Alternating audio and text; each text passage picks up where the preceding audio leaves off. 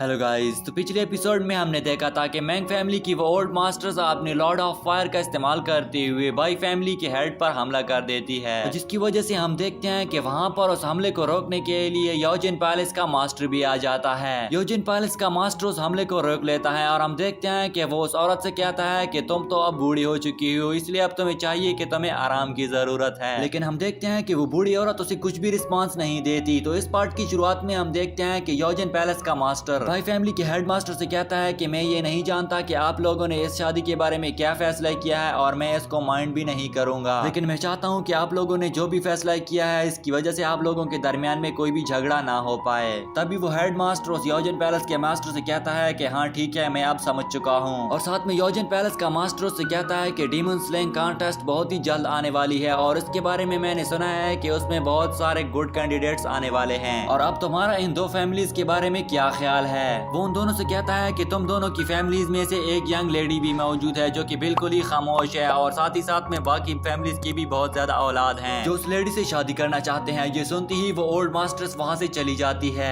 और वो साथ में खड़े मास्टर से कहता है कि तुम मुझे खड़े खड़े क्या देख रहे हो और जाओ मेरे लिए कुछ खाना तैयार करो। ये सुनती ही वो वहाँ से चला जाता है। उसकी जाती ही वो मास्टर खुद से कहने लगता है कि भाई फैमिली तो अब बिल्कुल ही तबाह हो चुकी है, लेकिन फिर भी डीमन क्वीन अभी भी ट्रिक्स को इस्तेमाल कर रही है और खुद को बार बार आजमा रही होती है, और वो ये नहीं जानती है कि डोंगयांग मैंशन अब बहुत ही ज्यादा मुश्किलात का शिकार हो जाता है। इसी के साथ ही सीन चेंज हो जाता है। यहाँ पर हम देखते हैं कि बाई फैमिली का मास्टर योन फैमिली की छत पर पड़ा होता है और हम देखते हैं कि योन फैमिली का हेड उसे जैसे ही देखता है बहुत ही ज्यादा हैरान हो जाता है। इसके बाद हम देखते हैं कि मैरिज हॉल में मौजूद सभी लोग उन सब के लिए बहुत ही ज्यादा परेशान हो जाते हैं, और हम देखते हैं कि यहाँ पर वो ओल्ड लेडी दोबारा से आ जाती है, लेकिन यहाँ पर वो बहुत ही ज्यादा घायल हो चुकी होती है। तभी वो सभी उसके इर्द गिर्द जमा हो जाते हैं, लेकिन वो उनको खुद से दूर करके उन्हें कहती है कि मैं बिल्कुल ही ठीक हूँ और तुम सबको मेरे लिए परेशान होने की जरूरत नहीं है। वो वहाँ पर मौजूद उन सभी से कहती है कि क्या यहाँ पर हमें दो गुड कैंडिडेट्स मिल सकते हैं, जिस पर वहाँ पर मौजूद एक शख्स उसे कहता है कि हमारे पास दो ऐसे कैंडिडेट्स हैं जिन्होंने late stage of bodiless realm को पार किया है और वो बहुत ही ज्यादा काबिल हैं। और साथ में वो उनकी एज बताती हुई उसे कहता है कि उनकी एज अभी 18 ईयर है, लेकिन वो इस यंगर जनरेशन में बहुत ही ज्यादा आउटस्टैंडिंग स्टूडेंट हैं। इस पर वो ओल्ड मास्टर्स उसे कहती है कि क्या उन्होंने सीक्रेट टेक्निक्स को रियलाइज किया है। इस पर वो शख्स उसे कहता है कि नहीं, उन्होंने अभी इसको रियलाइज नहीं किया है। तभी वो औरत उसे कहती है कि 18 ईयर की एज में भी उन्होंने अभी तक सीक्रेट टेक्निक्स को रियलाइज नहीं किया है, तो फिर ये स्टूडेंट किस तरह के आउटस्टैंडिंग स्टूडेंट्स हैं। तभी वहाँ पर मौजूद सभी लोग अपने सरों को झुका देते हैं। इसके बाद वो लेडी उन सभी से कहती है कि वो स्टूडेंट किस स्टेज तक पहुंच चुका है जिसकी एंगेजमेंट आज कैंसिल हो चुकी है। तभी वहाँ पर मौजूद वो शख्स उसे कहता है कि उसने सीक्रेट टेक्निक्स को अभी तक हासिल नहीं किया क्योंकि उन्होंने इसकी स्टडी बहुत ही ज्यादा लेट शुरू की थी, लेकिन फिर भी उसने mind stage of marrow washing realm को पार किया है।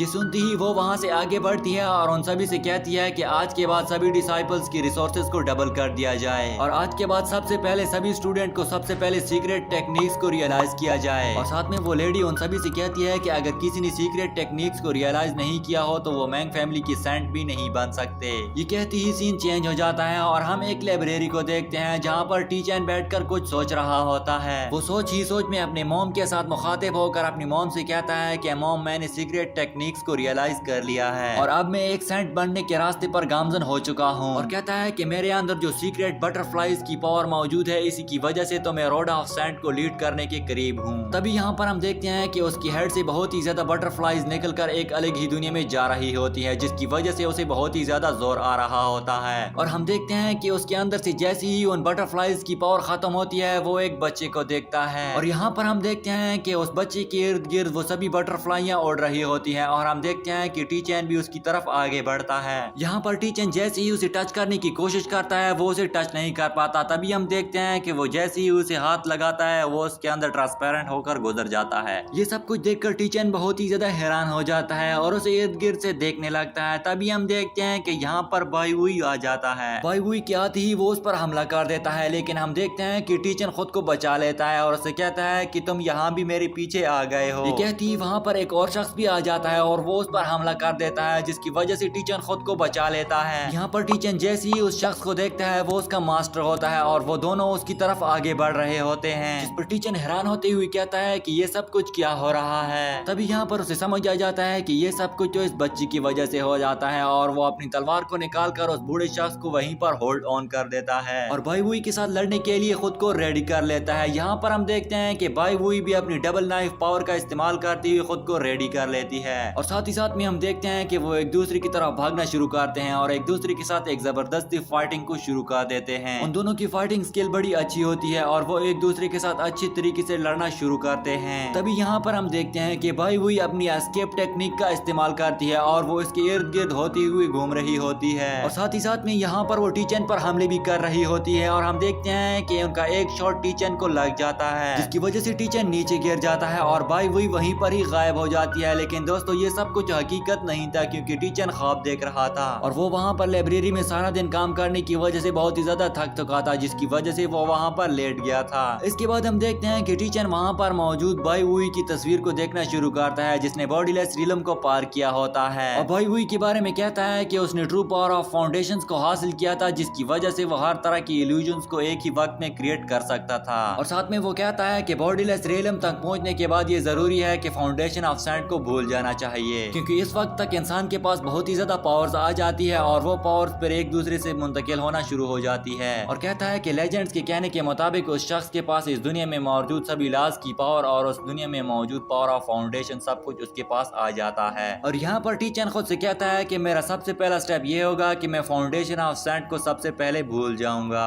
और कहता है कि इन सब को भूलने के लिए मुझे फॉरगिंग मेथड की जरूरत पड़ेगी। इसके बाद सीन चेंज हो जाता है और हम उस बूढ़ी लेडीज मास्टर को देखते हैं जो वहाँ पर मौजूद सभी लोगों से कहती है कि किस किस ने यहाँ पर 16 ईयर की एज में सीक्रेट टेक्निक्स को रियलाइज किया था। तभी यहाँ पर हम टीचन को देखते हैं जिसने अपनी तलवार पकड़ रखी होती है और वो अपने सीक्रेट्स को आजमा रहा होता है और देखते ही देखते वो दोबारा से उस छोटे बच्चे तक पहुंच जाता है जहाँ पर बाई वुई भी मौजूद होती है और वो उस पर हमला करने के लिए आगे बढ़ती है। तभी टीचन भी उस पर हमला करने के लिए आगे बढ़ता है। इसी के साथ ही दोस्तों ये पार्ट यहीं पर एंड हो जाता है। मुझे उम्मीद है कि आपको इस एनिमे का ये पार्ट अच्छा लगा होगा। साथ ही साथ में हमारे चैनल को भी सब्सक्राइब कर दें और अपनी राय को कमेंट सेक्शन में जरूर पेश करें।